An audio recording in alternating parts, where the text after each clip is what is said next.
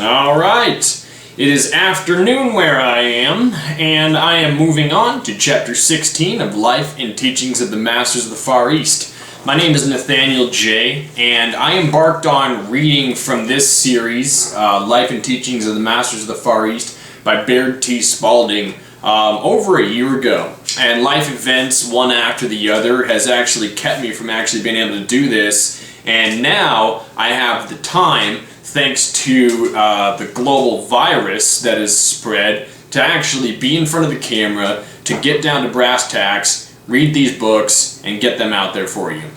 So with that, I'm going to get right into it and read Chapter 16. Here the talk ended with the understanding that all should meet at breakfast. We were up early next morning and ready for breakfast at 6:30. As we left our lodging, we met our friends going in the same direction, walking along and conversing the same as ordinary mortals. They greeted us and we voiced our surprise at meeting them in this way. The reply was, "We are only men the same as you. Why do you persist in looking upon us as different? We are in no way different from you. We have only developed our God-given powers to a greater extent than you." We then asked, "Why can't we not do the works that you do?" They answered, "Why do not all we contact follow on and do the works? We cannot and do not wish to force our way upon anyone. All are free to live and go the way as they wish to go. We try only to show the easy and simple way, the way we have tried and found very satisfactory." We went to breakfast, and the conversation drifted into the ordinary everyday occurrences. I became lost in wonder. Here were 4 men sitting opposite us at table. There was one that had lived upon the earth about 1,000 years. He had so perfected his body that he was able to take it with him wherever he desired. His body still retained the buoyancy and youth of a man of 35 years, and this perfection had been completed about 2,000 years. Next to him sat a man that was the 5th in line of or regular descendant of this family first mentioned. The second had lived upon the earth more than 700 years, and his body did not appear to be over a day over 40. They were able to converse with us the same as any other men would converse. There was Emil, who had lived over 500 years and appeared to be about 40, and Jast, who was about 40 and appeared to be about that age. All were conversing together like brothers, with not a hint of superiority, all kindly, simple, and yet well-grounded and logical in every word uttered, with no trace of the mystical or mysterious about them, just plain human beings in daily intercourse with each other. Still, I could scarcely realize that it was not all a dream. After breakfast, when we arose from the table, one of my associates started to pay for the meal. Emil said, "You are our guests here," and held out to the lady in attendance what we thought was an empty hand. But when we looked a second time, there was just the amount of money necessary to pay the bill. We found that our friends did not carry money with them. Neither did they depend on others for their supply. When money was needed, it was right at hand, created from the universal. We walked out of the house, and the man that was with the number 5 party shook hands with us, saying that he must return to his party, then disappeared. We made a note of the time of his disappearance, and afterwards found that he appeared with his party within 10 minutes after he had left us. We spent the day with Emil, Jast, and our friends of the records, as we called him, in wandering over the village and the countryside, our friend recounting in detail many instances which happened in the time of John's sojourn of 12 years in the village. In fact, so vividly were these instances brought to our minds that it seemed as if we were back in the dim past, walking and talking with this great soul, who, to us, before this, had seemed but a mythical character conjured from the minds of those who wished to mystify. From that day on, John the Baptist had been a real living character. So real to me it seems as if I can now actually see him walking the streets of the village and countryside and receiving the instruction of those great souls about him. The same as we walked the streets of the village and countryside that day, yet not able to grasp the fundamental truth of it all. After tramping all day, listening to the most interesting historical occurrences and hearing records read and translated on the very spot where the incidences took place thousands of years before, we returned to the village just before dark, thoroughly tired. The three friends who were with us and had walked every step of the way as we had walked were not showing the least sign of fatigue or weariness. Whereas we were begrimed, dust-laden, and perspiring, they were cool and at ease. Their garments were as white and fresh and spotless as when we had started out in the morning. We had noted during all our journeys with these people that none of their clothing became soiled.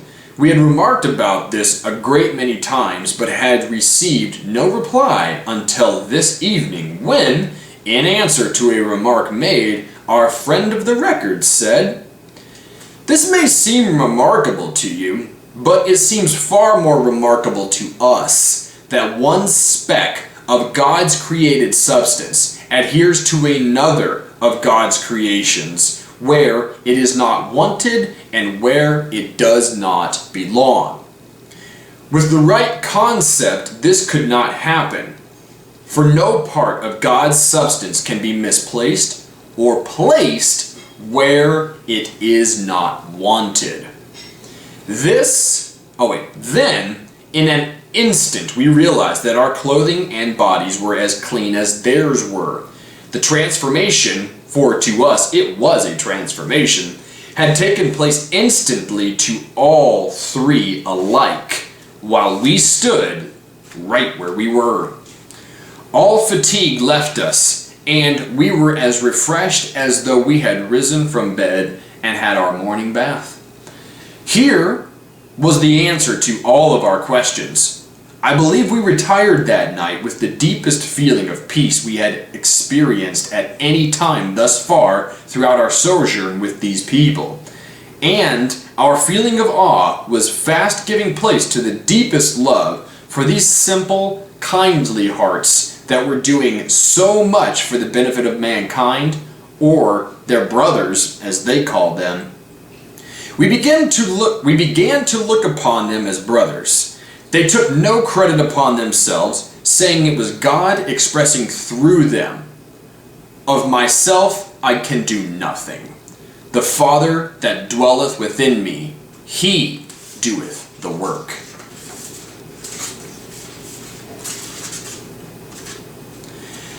We were up the next morning with every faculty alert with interest and wonder for what the day would reveal. We had begun to look upon each day as a revelation of unfoldment in itself, and felt that we were but beginning to realize the deep meaning of the things we were experiencing. While at breakfast that morning, we were told that we would go to a village higher up in the mountains, and from that place we would visit the temple that was located on one of the mountains that I had seen while standing on the roof of the temple already described. We were told we would only be able to use our horse for 15 miles of the journey, and that 2 of the villagers would go with us that far and would take the horses to another village farther on and care for them until we arrived. We turned our horses over to the 2 villagers at the appointed place and started to climb to the village up the narrow mountain trail, which at times proved to be steep hewn with rocks. We camped that night at a lodge located on the crest of a point about midway between the place where we had left the horses and the village of our destination. The keeper of the lodge was fat, old, and jolly. In fact, he was so plump and round that he seemed to roll rather than walk when we and we could scarcely tell he had eyes. As soon as he recognized Emil, he began asking for healing, saying, as we were told afterward, that if he did not get help, he would surely die. We were told that he and his forefathers had kept this lodge and served the public for hundreds of years, and that he had been in charge about 75 years. About the time he took over the lodge, he was healed of what was called an inherited disease and supposed to be incurable. He had become a very active worker for about 2 years, then gradually had lost interest and begun to depend upon others to help him out of his difficulties. This had gone on for about 20 years, and he had seemed to prosper, seeming to enjoy the best of health, when suddenly he dropped back into his old ways, from which he would not make the necessary effort to arouse himself from his lethargy. We found that his case was only a fair example of thousands of others. These people live simply and easily, and anything that requires an effort becomes a burden to them very quickly. They soon lost interest, and their prayer for help becomes a mechanical sound instead of something uttered with deep meaning or desire. We were up and on our way early the next morning, and 4 o'clock in the afternoon found us at the village, with the temple of our destination perched on a rocky pinnacle almost overhead. In fact, so steep were the walls that the only means of approach was by a basket attached to a rope and let down on a pulley supported by a wooden beam made fast in the rocks. One end of the rope was attached to a windlass, and the other was passed over the pulley and fastened to the basket. The basket being let down and pulled up in this very manner. The windlass was located in a little room hewn from a solid rock of the ledge that jutted out just so it overhung the rocky walls below. The wooden derrick to which the pulley was attached swung out so that the rope and the basket just cleared the ledge, making it possible to haul the load up from below until it cleared. Then, basket and load were swung in and landed safely on top of the ledge in the little rock room hewed out for this purpose. This rock ledge jutted out over the rock walls below, so far that the basket would swing out and in midair from 50 to 60 feet as it traveled up and down. At a given signal, the basket was lowered. We stepped in and were hauled up one by one. When we were landed upon this ledge, we began looking out for some trail leading on up to the temple, the walls of which we could see standing out flush with the wall of rock that was still towering 500 feet above.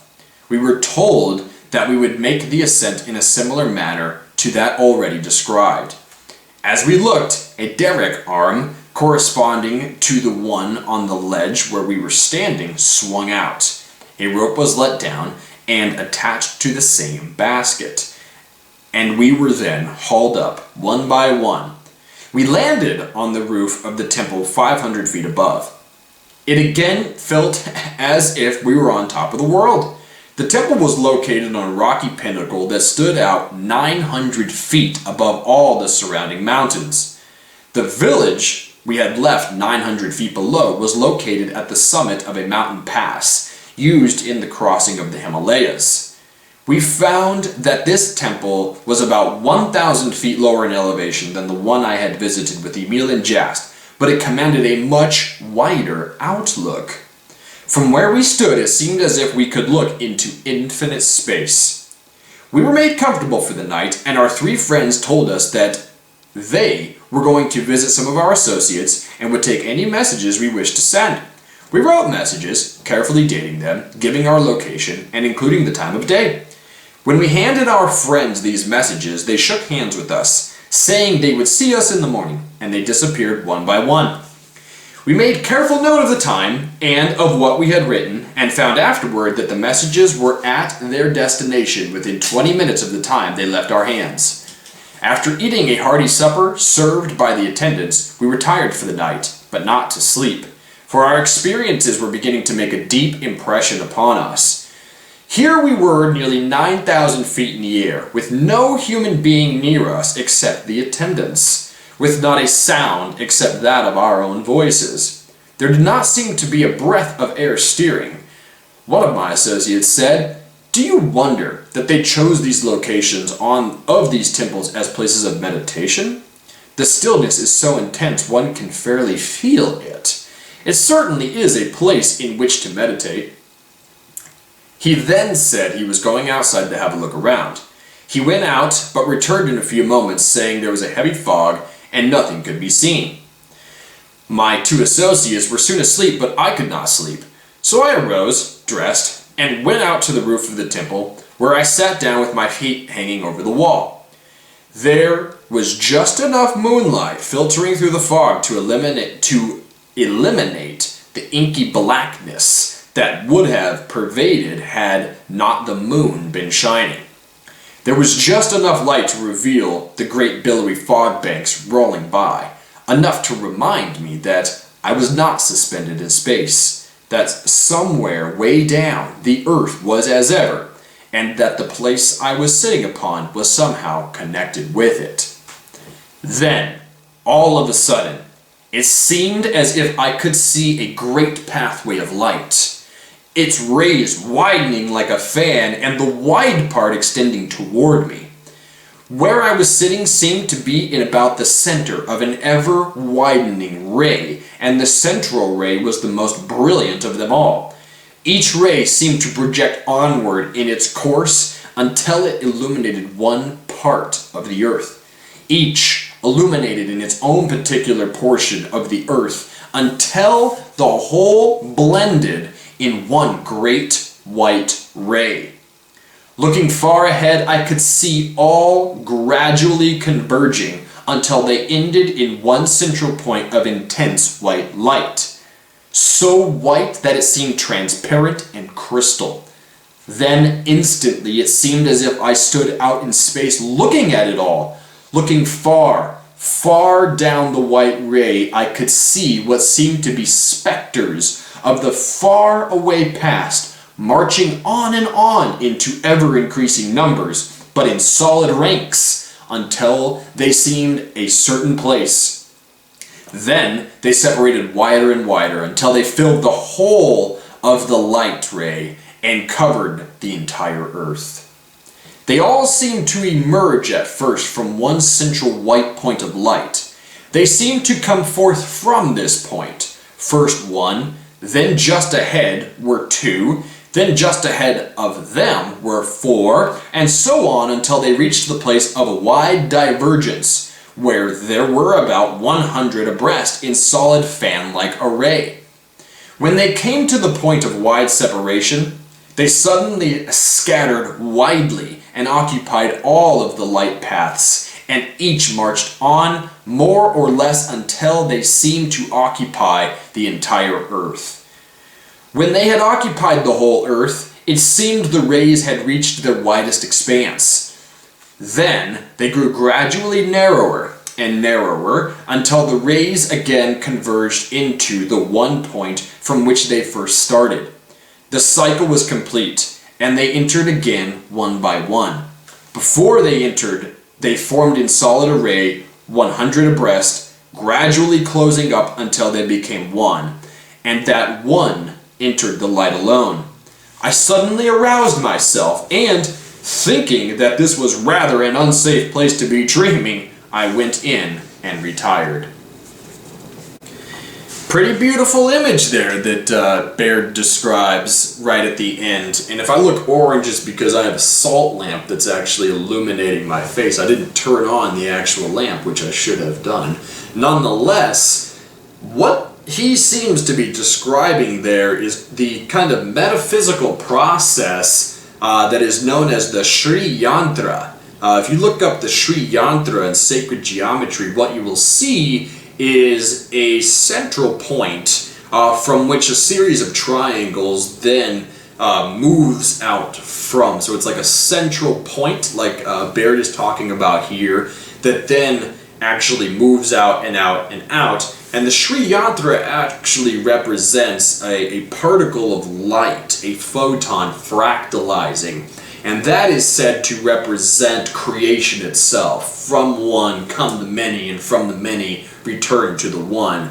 So Baird is describing his vision of these widening, ever-widening bands and rays of light going out to their widest points and then converging in back upon themselves. And that's sort of analogous to coming into the physical body, taking a physical life, going through reincarnation processes, becoming more dense, more firmly entrenched in the physical, more firmly convinced on the reality that presents itself as true on this side of the veil, until one is so engrossed in density, in matter, that they then begin to return to the source, becoming more thin, eliminating the karma and the things that are not necessary from their existence, until they are, such as the masters are, able to transition from one side of the veil to another at will, which comes with the knowledge of activating one's light body. So during the course of my making videos, we will certainly get into the light body, the Markabas, the Sri Yantra, and how that represents the act of creation. But it's beautiful that Baird's talking about it here in chapter 17 of the Life and Teachings of the Masters of the Far East, because it just perfectly represents the process of creation. As the Masters have described in the books, life and evolution is an ongoing process. It's a never-ending spiral, as Martinez describes it, and it continually moves from the most dense to the most fine. When we begin our walk of life here on earth, we start out in a very, very dense type of consciousness, and then we move our way ever finer through the evolutionary process. So, with all of that being said, I wish you the most happiest of times right now. And again, I want to return back to something that I said yesterday that's very applicable to what we're experiencing on planet Earth right now, and that is that if you are fearful in these times because we're experiencing this pandemic and everything that's going on with that, then it is a clear indication that you are trusting in your own strength. And as the Masters have made very clear, they are never afraid, and they are always in love. They are always in spirit, and that comes with trusting in the Lord, trusting in God, trusting in divinity, trusting in Source. Whatever name that you choose to call the one infinite Creator by, it makes no difference to the one infinite Creator. It is just unconditional love, and it does just exist at all times. If we are able to tap into that and be with that at all times, we won't experience fear. The Masters, they don't experience fear because they have fully trusted in God, and they are fully one with God. Whilst we are here in this physical density as human beings, it is inevitable and natural that we will experience fear because we have an ego, and the ego relies 100% on its own strength for its own survival. The process of evolution, the process of ascension, the process of becoming more loving and raising thy consciousness is step one, disassociating from your identity as ego. Step two, developing a witness type consciousness where you're able to remove yourself from your daily actions and begin to take stock and note of the things that you habitually do. That is to include the actions that you take in the morning, the actions that you take throughout the day, but the words that you use, the way that you speak, the tone of voice that you use, how you respond to challenges, how you respond to inspiration, how you respond to stimulus in general. Developing that witness type consciousness, that witness type perspective is stage 2 in the awakening process. Stage 3 is the part where you become the artist. You start to refine how you move, how you think, how you talk, and how you relate with other people. And step 4 is how you talk, speak, and relate to the one infinite Source. Because at this point, you're beginning to realize from your witness perspective that the reality that you experience is a product of your thoughts, your actions, The way that you interact with the world and other people is a direct result of how other people in the world responds and reacts to you. Once you've dialed that in, you move on to step 5 or 6, whichever one you want to refer to it as, where you begin to be the ultimate artist and you refine your thinking process and the thoughts that you send out more and more consciously, so that eventually what you're sending out is only the things that are going to serve you the best whilst serving others, the things that are going to bring the most joy into the world. When you're happy, when you're inspired, when you're joyful, you're doing it for yourself, but you're having a profoundly positive effect on others, and in so doing you are in the vein of service to others. And that's really, guys, what Jesus was talking about when he said, "Surely I say unto thee, those of you that will be the happiest are those that will serve."